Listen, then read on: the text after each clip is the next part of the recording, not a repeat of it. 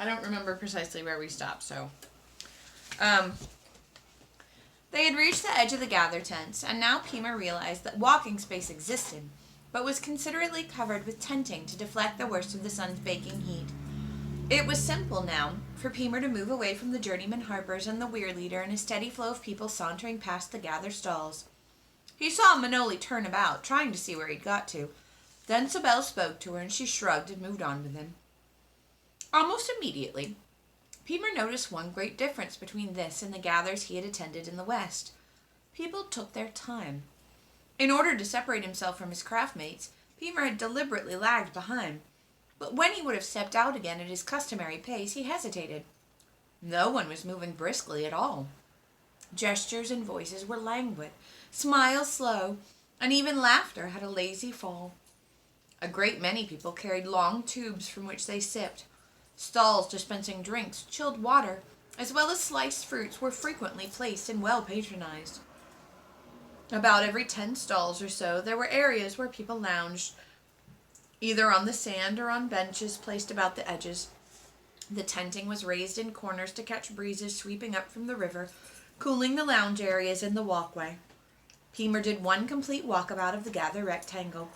He could appreciate that, despite breezeways and the expenditure of minimum of physical effort, people did not do much talking as they strolled from stall to stall. The talking, either conversation or bartering, was done while both parties sat comfortably.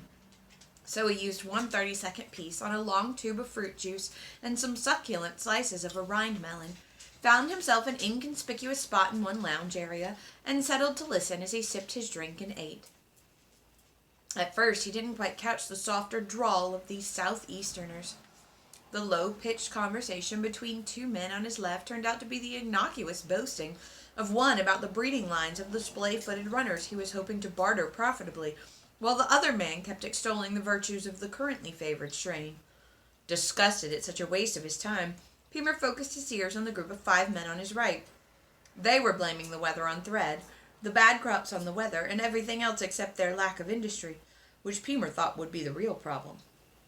A group of women were also murmuring against the weather, their mates, their children, and the nuisancey children of other holds, but all in a fairly comfortable, tolerantly amused fashion.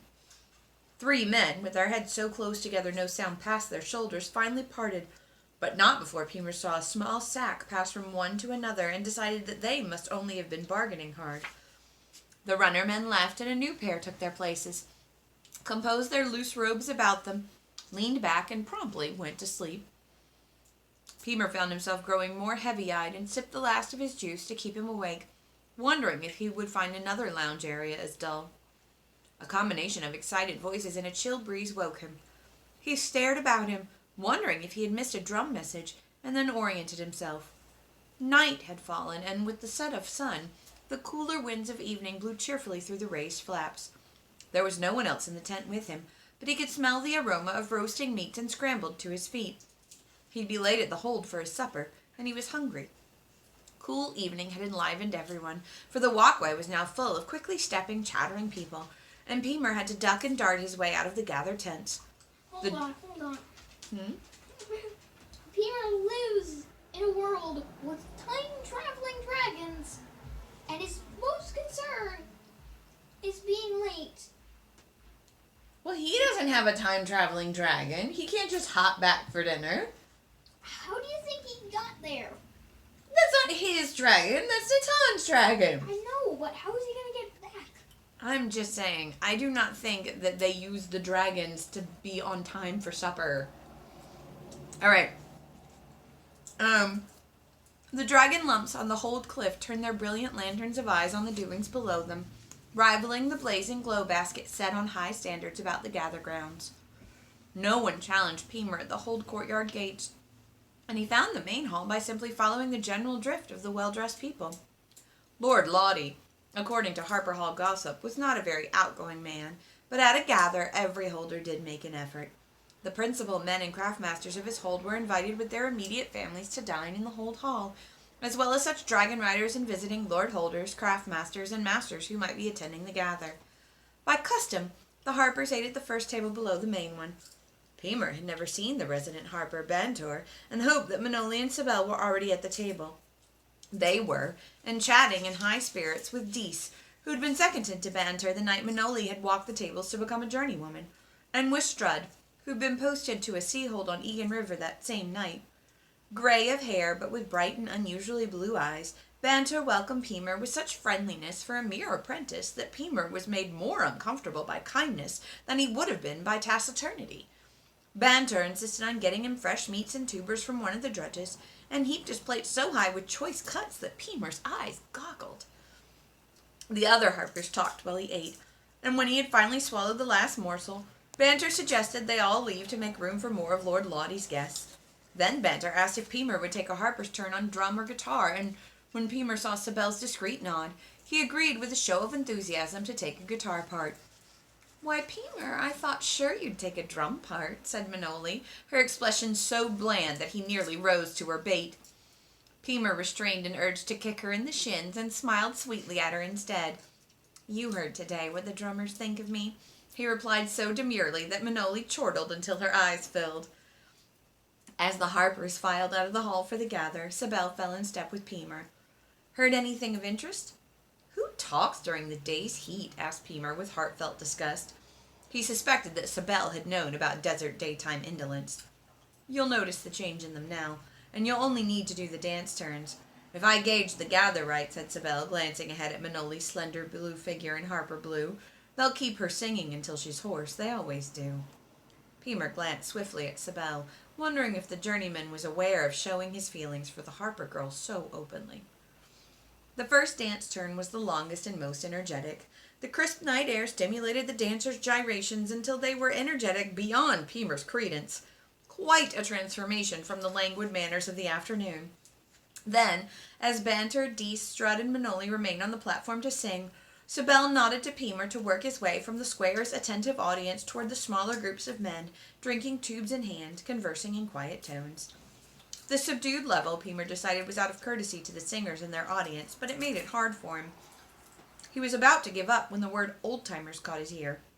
He sidled closer to the group and, in the light of the glow baskets, recognized two as sea-holders, a miner, a smith, and an Egan holder.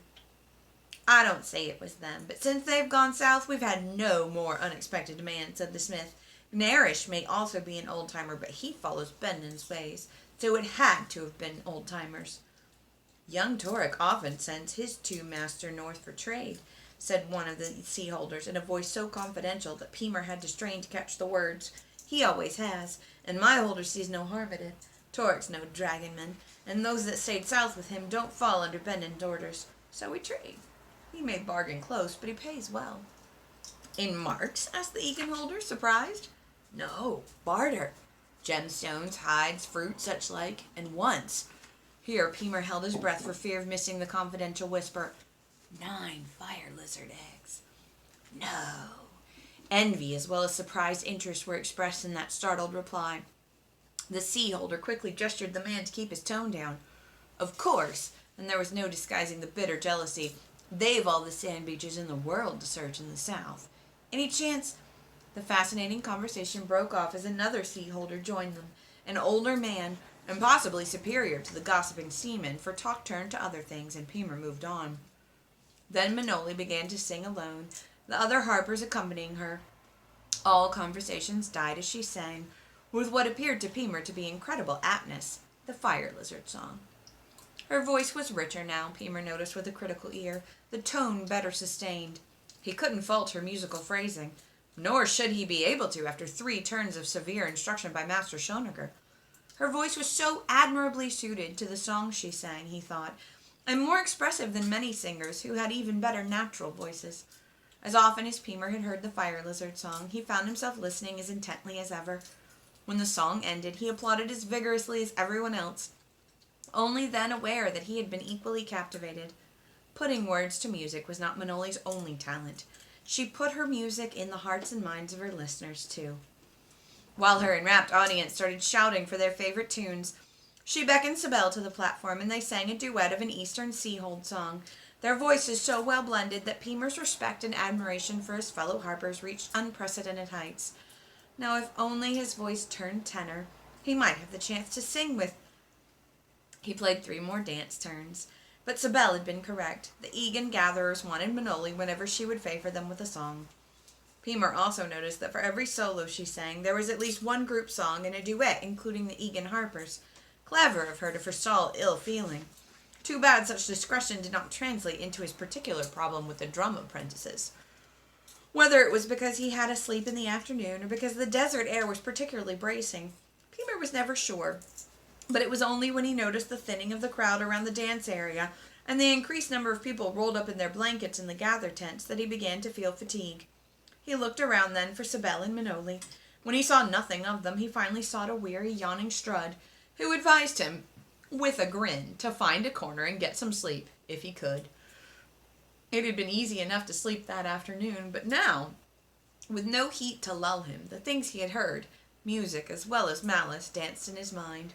One positive fact emerged.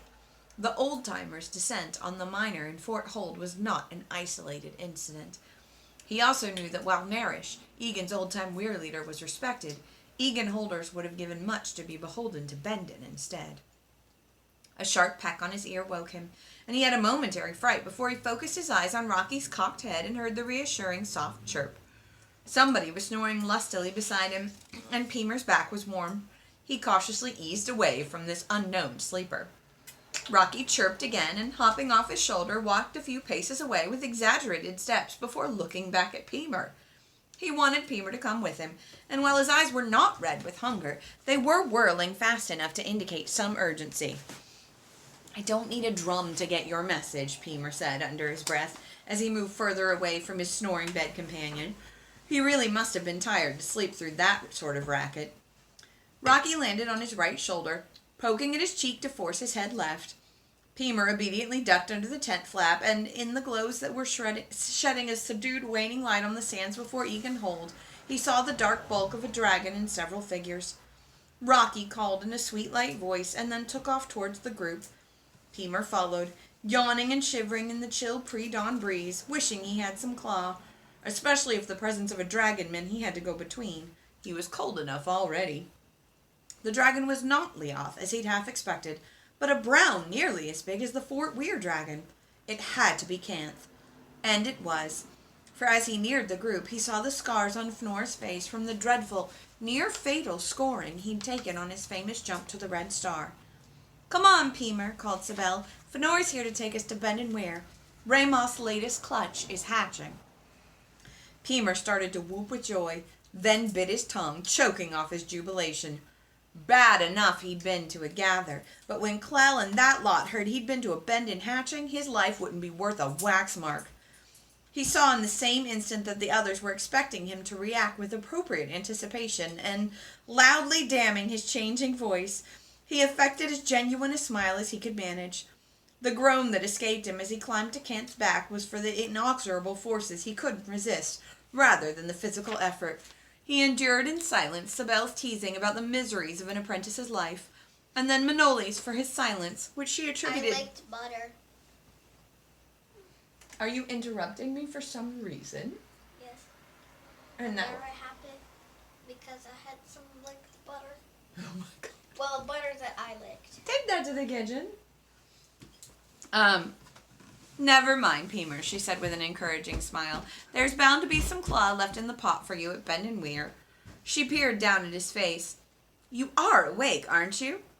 Sort of, he said, yawning again, then added for her benefit. I just can't take it that me, Pemer, get to go to a Bendon Weir hatching. Should he ask Manoli not to tell the drum master and Dearson? Could he ask her to say he'd been left at Egan Hold until they could collect him? No, he couldn't, because she'd want to know why. And he couldn't tell her because that would mark him a blubber baby, bleeder, blabbermouth. There had to be some way he could settle Clell and Dearson by himself.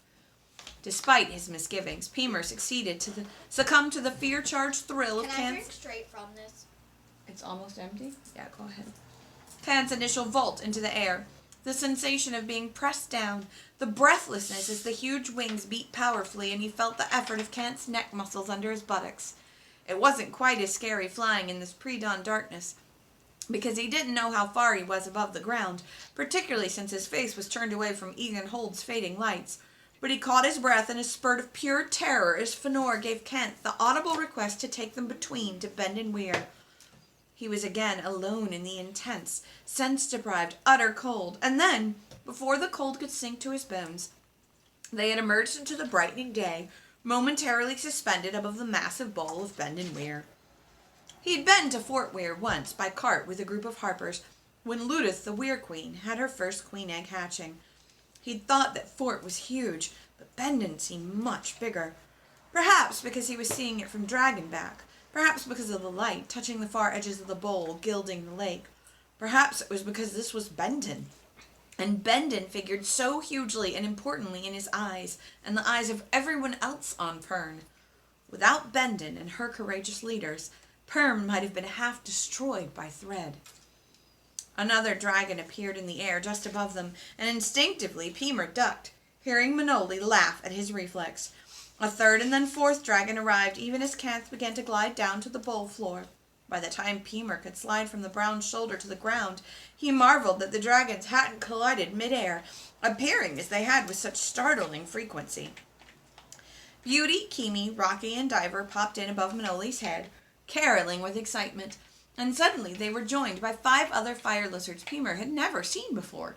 When Manoli muttered worriedly about feeding fire lizards before they disrupted the weir, Fëanor laughingly told them to find Miriam.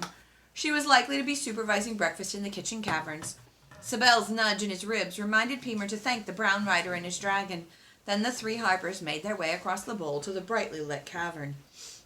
The enticing aromas of fresh claw and toasted cereals quickened their steps, Manoli leading the way toward the smallest hearth, away from the bustle and hurry of weirfolk at the larger fires.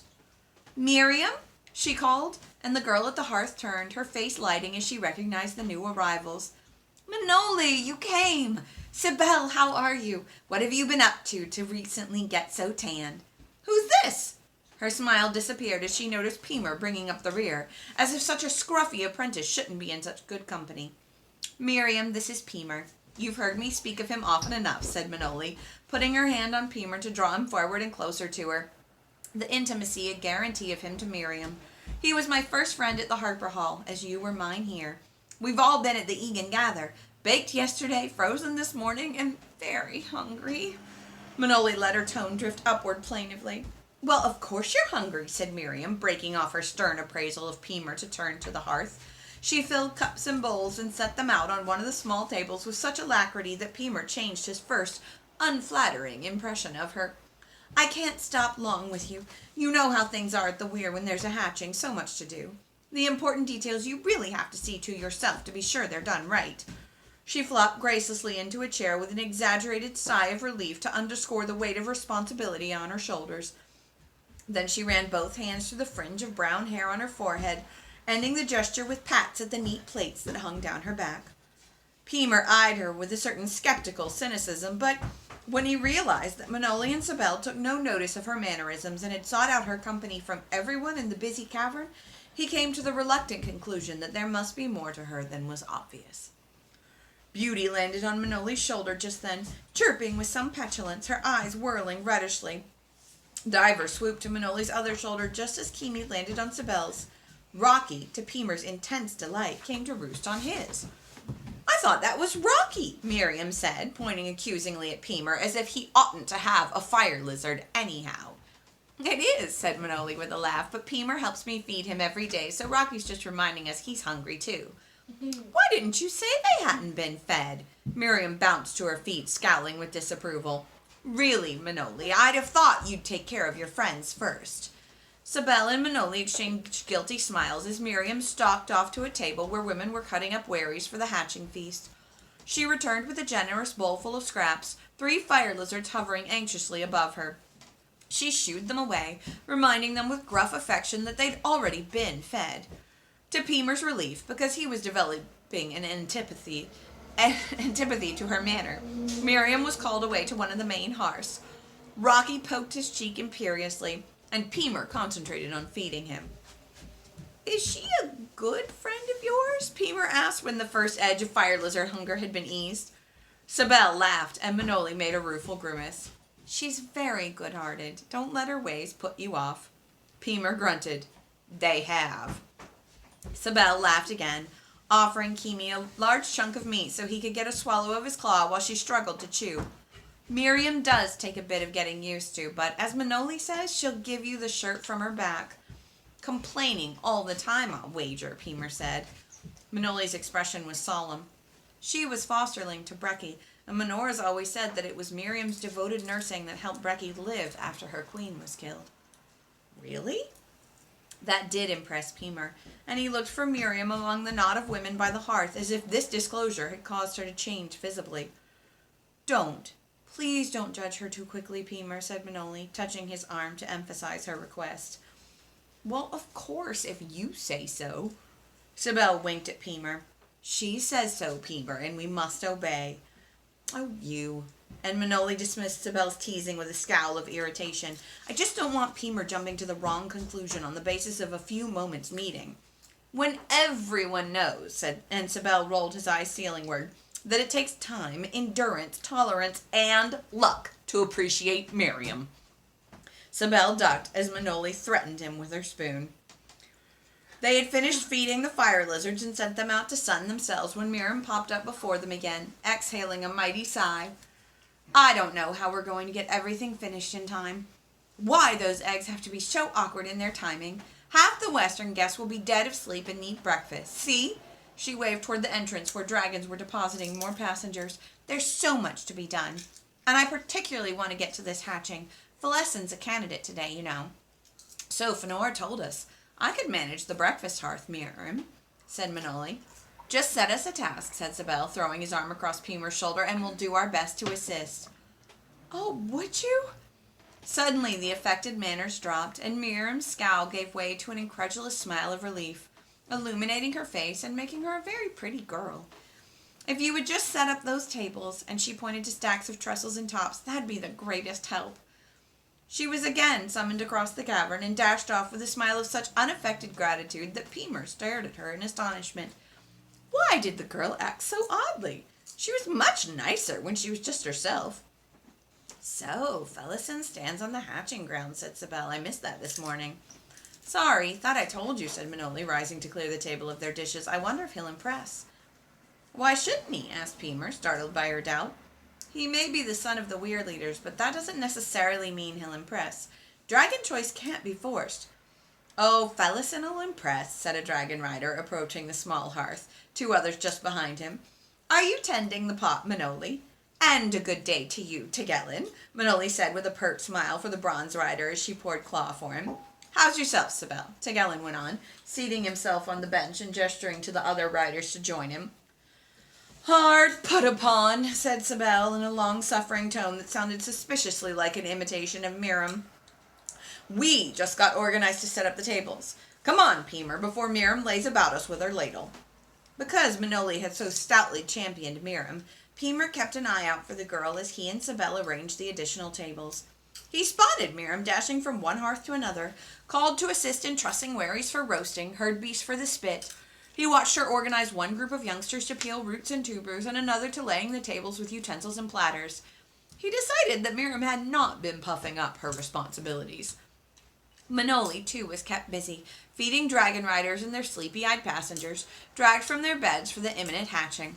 Sibel and Pemer had just set up the last table when a faint hum reached their ears. Fire lizards reappeared in the cavern, the high notes of their chirping a counter-cadence to the low bass throb of the humming dragons. Miriam, divested of her apron and brushing water stains from her skirt, came dashing toward them. Come on, O'Haron promised to save us all seats by him, she cried, and led the way across the bowl at a run. The Weir Harper had kept them places in the tiers above the hatching ground, though, he informed them, his life had been threatened by holders and craftmasters.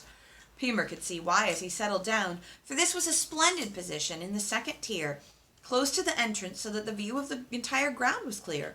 There was no queen egg for Ramoth to guard, so the Bendon queen dragon was standing to one side of the ground, Lessa and Flar on the ledge above her.